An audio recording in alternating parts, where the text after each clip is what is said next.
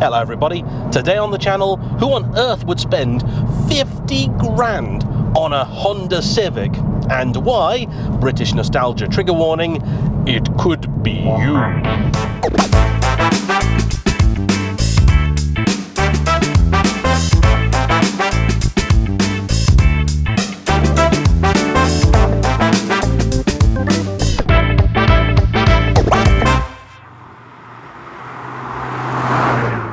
So, here we are then in the 6th generation of Honda Civic Type R, spun off the 11th generation of the venerable Civic platform. And the Type R is an interesting thing, because I don't think you can argue it is an automotive icon. And yet, over the decades, Honda have seemed very non-committal about the whole thing. In fact, I can never really tell whether Honda have any interest whatsoever in building sports cars or not. Way back when, they had a few of them. Not only could you get a Civic Type R, but also the Accord Type R, and of course, the mighty NSX. Then, depending on the time and whether you were happy to live with an import, you could also get stuff like the Integra and the oft-forgotten but rather marvellous Prelude. However, as the Civic goes, it's an interesting duck. The first generation, without a doubt, is a JDM legend. But it's a car that today I think is best viewed as a classic. I wouldn't really want to live with one. It's great, it's lovely, it's magnificent, but it's of its time. That, in case you're wondering, is the EK9, Honda's chassis codes always being somewhat confusing. Its successor then, you are more likely to be familiar with, the EP3. And though on the one hand they took away with the fabulous double wishbone multi-link suspension setup of the old one being replaced by a far more conventional one, that was compensated for by the acquisition of the mighty K20. Even today, a legendary power plant. Though for a very, very long time the EP3 was viewed simply as a cheap way to get yourself a donor engine for your project, now they have also achieved full classic status. And so it is the turn of the 3rd generation Type R, the FN2, to be the one you buy if you just want a cheap bit of Honda with a red badge on the front. And I gotta say, I've always had a bit of a thing for them. And though when it landed, people praised it for its looks, even now I still think it looks pretty cracking, they did not like the fact the K20 engine now had just 1 more horsepower over its predecessor, and that the car carried a fair bit more weight. Even worse, where at least the EP3 kept a decent rear suspension, for the FN2 they went for a fairly basic setup. And as far as all were concerned, that was a compromise that was simply not acceptable. The 4th generation then, the FK2, I'd forgive you for having forgotten entirely, because it was about 4 years after the discontinuation of the FN2, around 2011, before we actually got a new Civic Type R at all, with many wondering if it was actually ever going to happen, full stop. But at last it did, and when it landed, I think it's fair to say people were underwhelmed. It looked like an evolution of the old FN2, a little wilder, a little more aggressive. And though at the front, the big news was the introduction of a turbocharged K20, that just wasn't enough. It was a car that was dynamically compromised and simply didn't really know what it wanted to be. Some even thought that could signal the death knell of the Type R badge entirely. But happily, not the case, for when, not long after, Honda launched the 5th generation, the FK8, they seemed to right all of their previous wrongs. At long last, the car once again had a proper rear suspension setup, the Type R engine was subtly tweaked over the outgoing FK2, then making 320 horsepower, and just about any and all that drove it loved it. This was a riot. And honestly, if it's dry out, just about one of the best ways to get from point A to point B. And it combined that pace with ludicrous practicality. The car by this point now being a sort of halfway house between a hatchback and a saloon. I think done to appeal to the American market, where the car was now at long last on sale. But there was just one thing holding that car back. It went well and drove fantastically, but both outside and in, people could not get on with the looks. The exterior was one that seemed designed to appeal very much to an 18-year-old. But by this point in time, it was a car costing well over £30,000. So it was designed for the budget of a 40-year-old. Inside it was then okay with a few classic Type R touches like the red seats, but the infotainment was ancient and it just didn't really work all that well. Honda did later try and rectify this. Some of the systems were updated and they introduced the Sport variant, which essentially was the Type R with 19-inch wheels as opposed to the massive and easily curbed 20s and no rear wing. They somehow believed this would then make the car appeal to all the people that thought the regular one was too leery. I don't know why they thought this, because it looked exactly the same as it always did, just without a wing.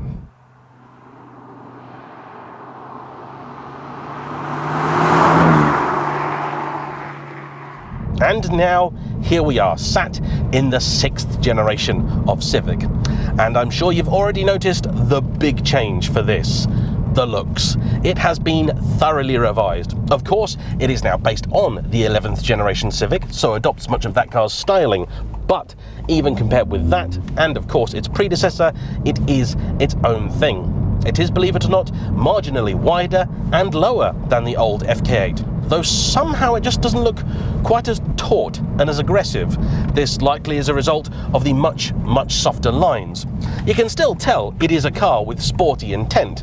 I mean, anything with a big vent in the bonnet will always give you that vibe, but for me, I think it's lost just a little bit of specialness compared with the outgoing one. But I think overall this was inevitable, and Honda have likely made the right decision by making this car a lot easier on the eye.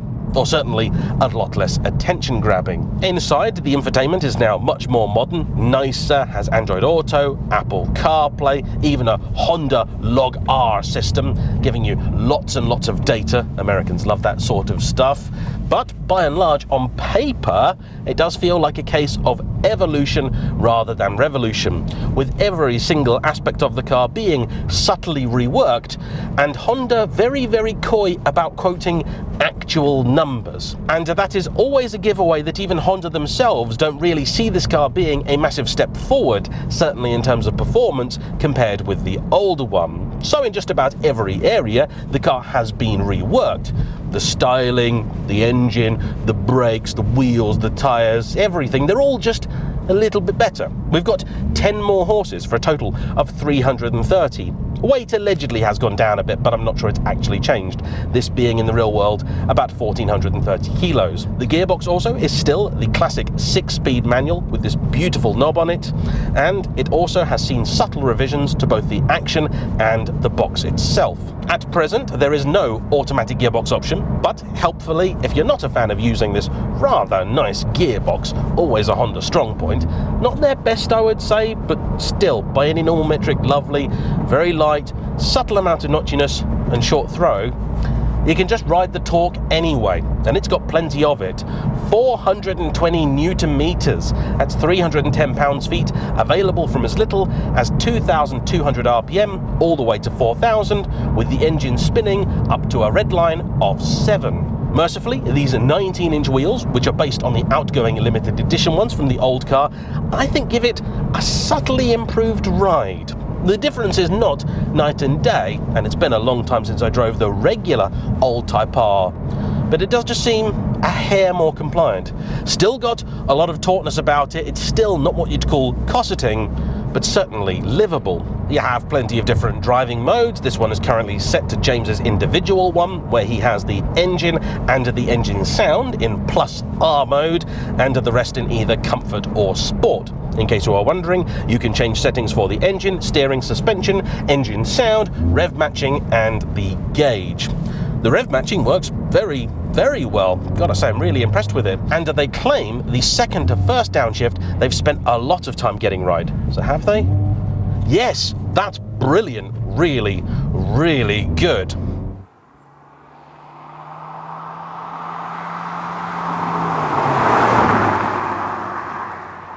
James bought this car to initially replace his Lotus Evora GT410, which he'd been using as a daily, but wanting something a little more sensible, he decided to go for the Type R. He bought it new a year ago, has had it, has done just over 4,000 miles on it because he doesn't need to drive a car every single day, and other than the fact that this rear view mirror has a really annoying buzz about it, he's been very happy with the car.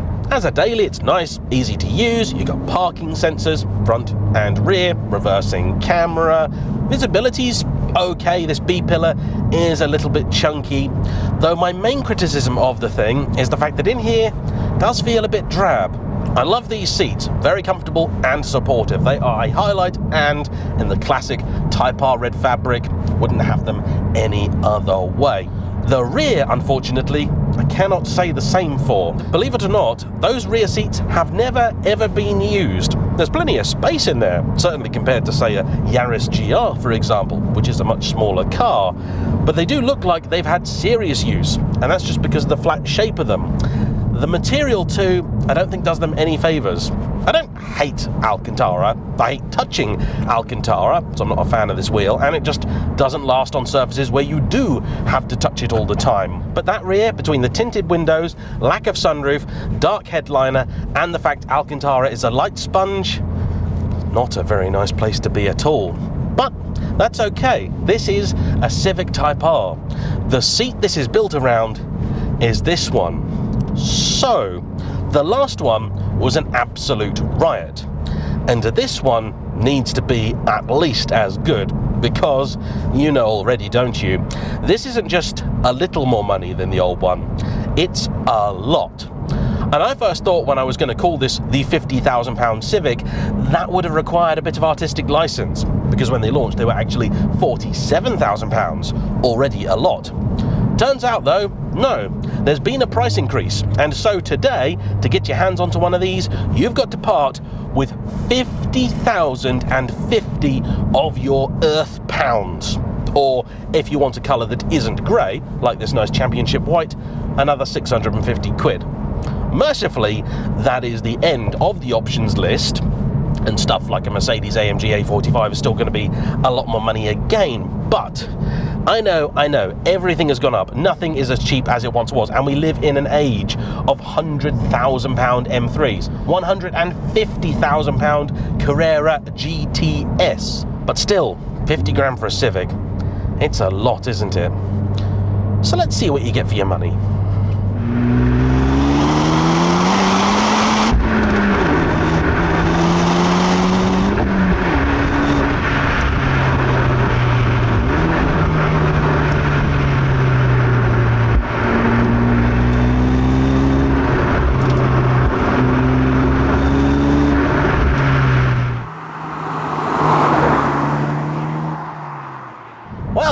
It's an interesting character, this car, that I can say with certainty. Back there, I popped it into Plus R mode, where it dials everything up to maximum attack. And that produced some interesting results. The engine was already in Plus R mode, as was the engine's sound. And unfortunately, like just about everything else on sale today, doesn't really sound all that amazing. I can hear it, I know what it's doing, I'm happy for the fact it's got shift lights still, but it's not a car you want to listen to. It is, however, a cracking engine. Really does have plenty of pull from low down, and yes, there is a bit of turbo lag, but the power also comes in nice and smoothly.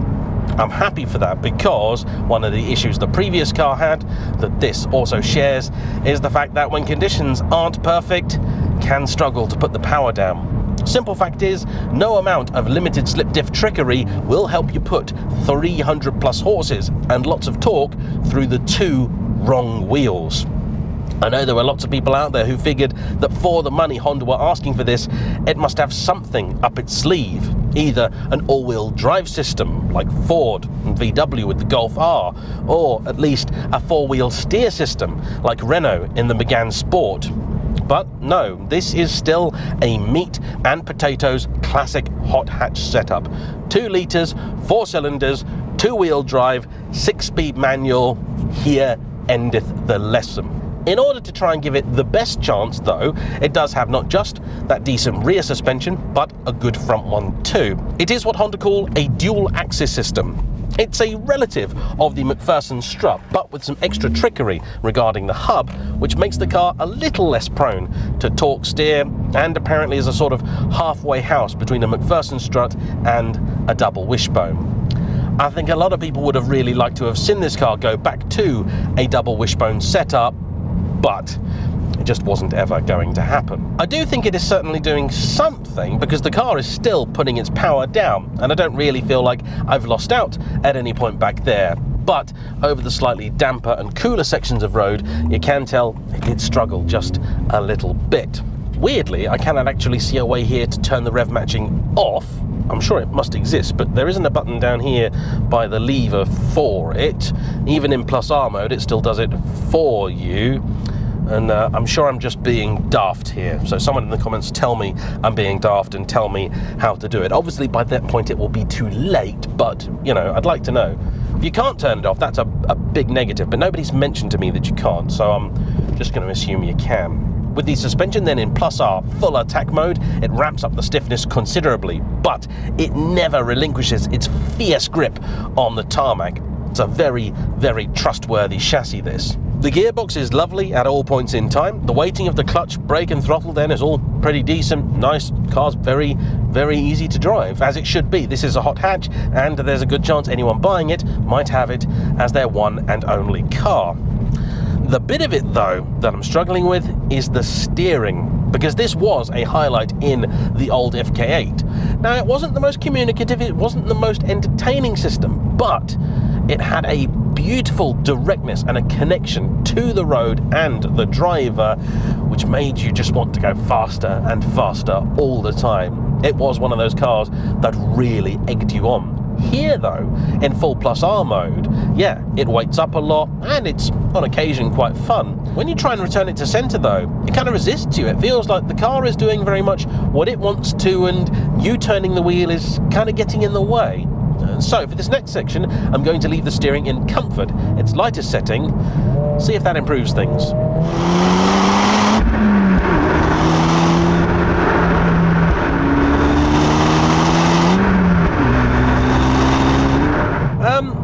A bit. All it really does is make what's going on less obvious, because it's helping you a little bit more, you need to fight it a little bit less. But it's still doing the same thing. Very, very odd that. Happily though, it still retains most of the Banzai approach to attacking a road as its predecessor, but I've got to say, from this seat, if I had the old car and I was happy with the looks, I think I would struggle to justify the new one.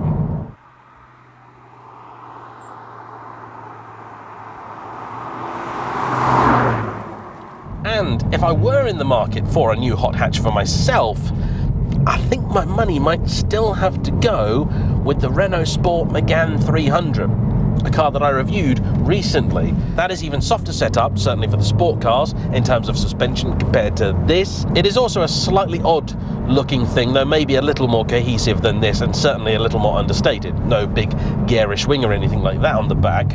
And it has its party piece, which is its four-wheel steer system.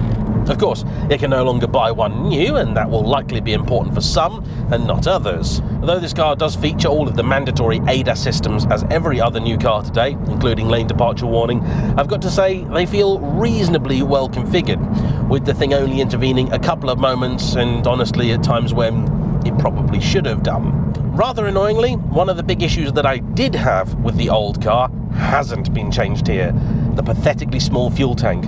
The economy is okay, it'll do somewhere in the low to mid 30s on a run, but it holds just 47 litres of fuel, meaning if you want to do a big Euro trip, you're going to be stopping a lot.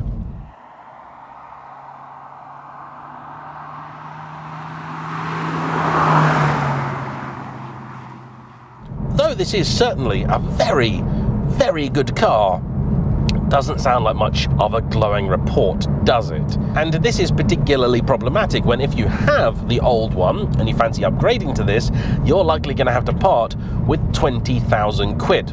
maybe even more. Early examples of the old car are now up for sale at about 25 grand, with the cheapest of these being around about 40. And this leaves me then with a conclusion that I didn't quite expect. You should buy this car not for all of the things that it is, but buy it for all of the things that it isn't. Buy it because it doesn't have all-wheel drive, all-wheel steer, ludicrous amounts of power and torque, etc, etc, etc. Buy it for the automatic gearbox that it does not have. This car is an anachronism.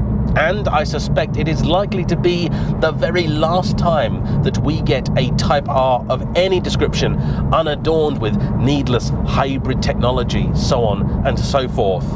And knowing Honda, there is always a chance this might just be the last Type R full stop. But even if it isn't, I suspect what you've got here is the last of the old school hot hatchbacks. Sure, parking next to an EP3, it doesn't really look like they're related at all, but they are. And so maybe this is not the car to hop out and buy knowing that you're going to part with it in 2 years. Instead, this is the car to hop out by knowing that if you want, you can use it. But also, if you fancy, you can stick it at the back of a shed and your money would likely be fairly safe. Don't do that though, because it is quite good to drive. And I want to say a big thank you to James for bringing it out to me, as well, of course, to you for watching. Don't forget to hit the like button, comment down below, subscribe if you haven't already, and I'll see you for the next one. Bye-bye.